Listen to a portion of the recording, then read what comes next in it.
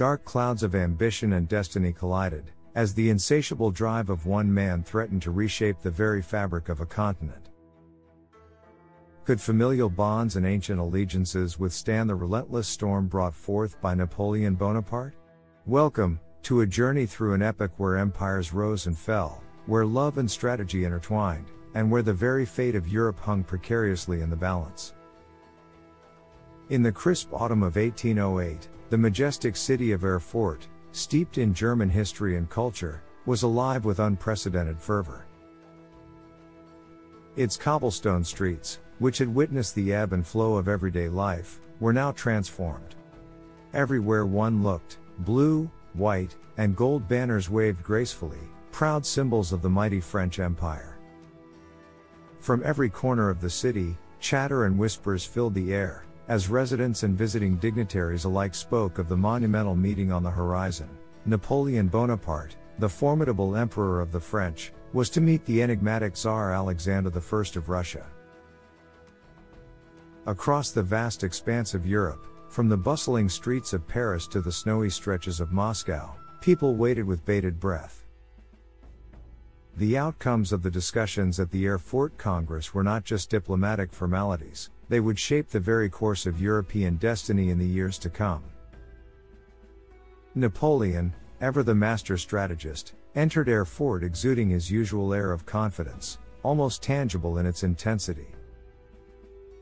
Fresh from the successes of the Treaty of Tilsit, he was convinced that deepening ties with Russia was the key to cementing his vision for Europe.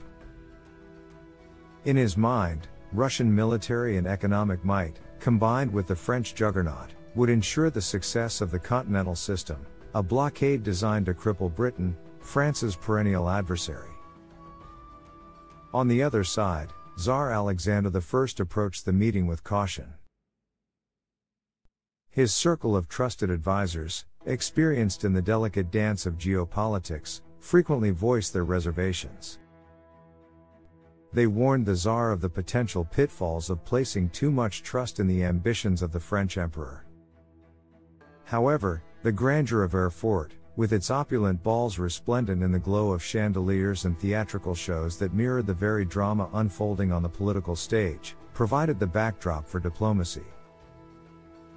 Amidst these glittering events and intense discussions, the two colossal figures of their age discovered a shared vision, paving the way for a reinforced alliance against the might of Britain.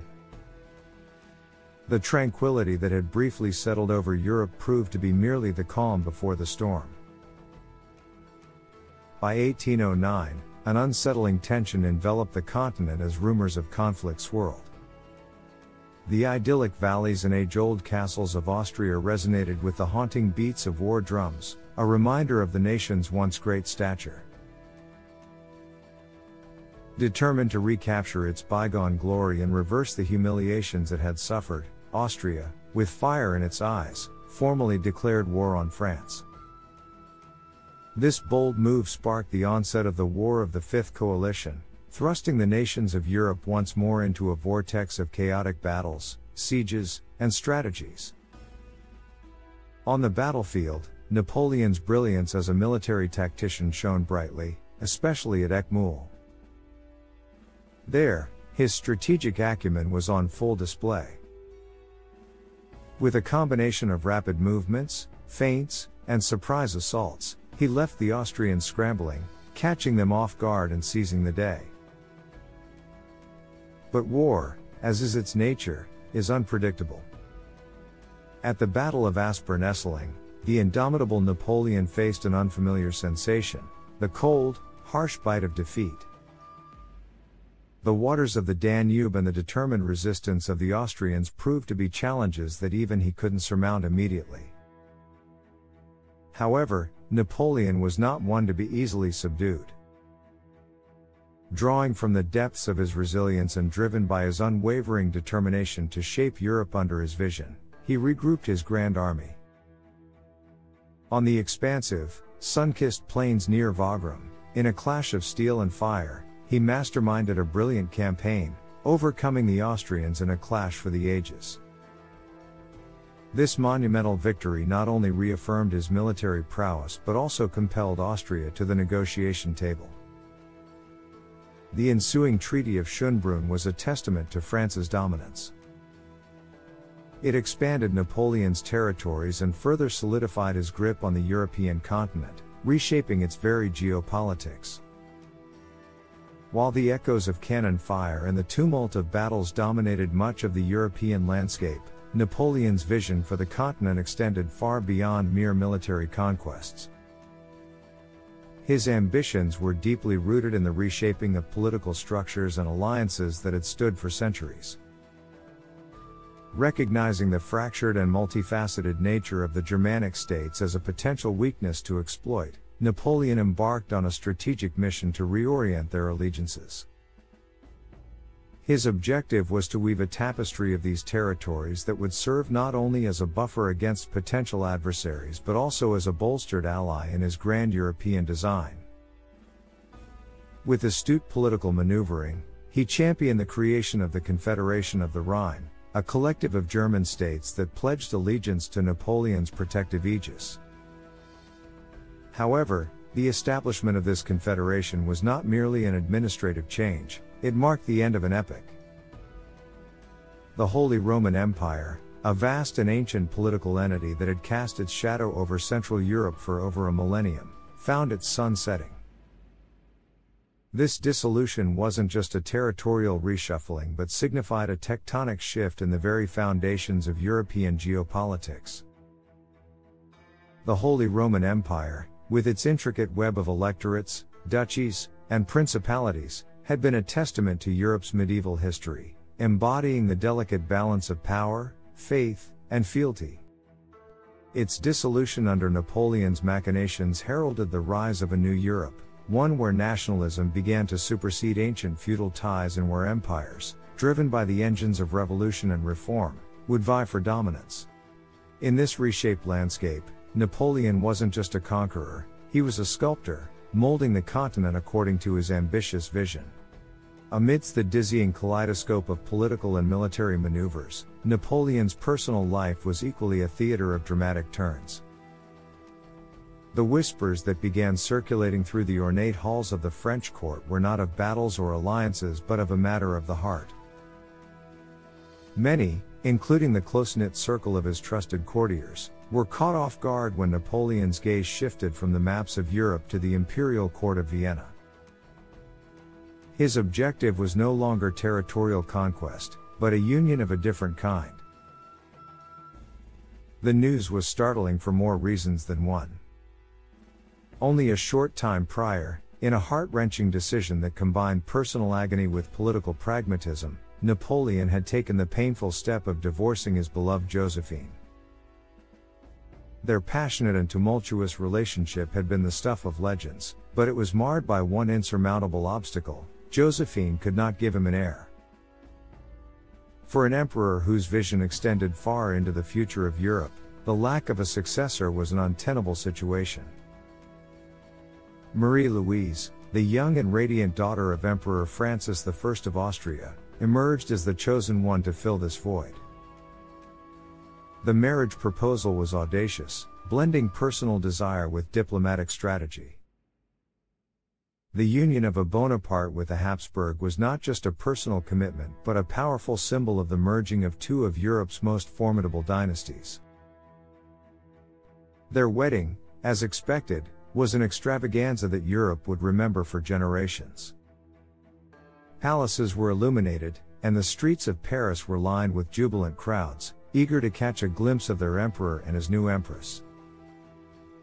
Gold-laden carriages, regal processions, and nights filled with dancing and music painted a picture of opulence and celebration. But beneath the grandeur and festivities, there was a deeper undercurrent. This union was not just a diplomatic masterstroke, it bore the weight of Napoleon's dreams. Dreams of an heir who would inherit not just the throne of France but the legacy of a man who had reshaped the destiny of a continent. For Napoleon, Marie Louise was not just a bride, she was the key to the perpetuation of his lineage and the empire he had so meticulously built. While the bells of matrimony tolled and the court celebrated, the ever-restless spirit of Napoleon was already charting out new horizons. The emperor, for whom contentment was but a fleeting emotion, was always on the move, always expanding, always pushing the boundaries of his vast empire. The allure of consolidation and expansion proved irresistible. The Kingdom of Holland, a realm ruled by none other than his own brother Louis Bonaparte, found itself being absorbed into the burgeoning French Empire. To many, this annexation of family-led territory was a shocking testament to Napoleon's relentless drive, where familial bonds paled in comparison to imperial objectives. The tremors of this acquisition reverberated further north, and soon, swathes of northern Germany, with their rich histories and distinct cultures, found themselves under the tricolor flag of France. But with each territorial claim, with each audacious decision to incorporate lands and people into his dominion, Napoleon was inadvertently sowing the seeds of dissent. The fabric of the European political landscape was being stretched taut, and every annexation added more strain, pushing regions, some of whom were erstwhile allies, closer to the brink of rebellion. By the time the calendar pages of 1810 and 1811 were turned, these underlying tensions were no longer mere whispers in clandestine meetings. The voices of discontent were becoming a cacophony. The Continental System, Napoleon's ambitious embargo against British trade, may have been grand and sweeping in its vision, but its repercussions were tearing at the very unity he sought to create. Economies were struggling, people were suffering, and patience was wearing thin. At the heart of this dissent was Tsar Alexander I of Russia. Once a comrade in arms, bound to Napoleon by treaties and shared objectives, the Russian leader was now viewing the French emperor with increasing trepidation. Russia, with its vast lands and unique position in European geopolitics, chafed under the constraints of the Continental System. Alexander I was not willing to see his vast nation, with its distinct identity and aspirations, buckle under economic duress. A sense of inevitable confrontation permeated the air. The grand chessboard of Europe was set, its pieces strategically positioned. Dark clouds of uncertainty and anticipation gathered on the horizon. The decisions, actions, and intrigues of these colossal leaders were no longer their own. They held in their hands the fate of nations, the futures of millions, and the very course of European history. The next chapter would be one of conflict, change, and an epochal shift in the annals of the continent. We've ventured together through the grand tapestry of Europe's tumultuous past, where each decision, each alliance, and each battle carved the path for our modern world. If you've been captivated by the sweeping saga of Napoleon's ambitions and the destiny of nations, then please consider subscribing for more deep dives into history's most defining moments, and engage with us in the comments below. Remember, by understanding our past, we shape our future. Until next time, keep the wheels of time turning.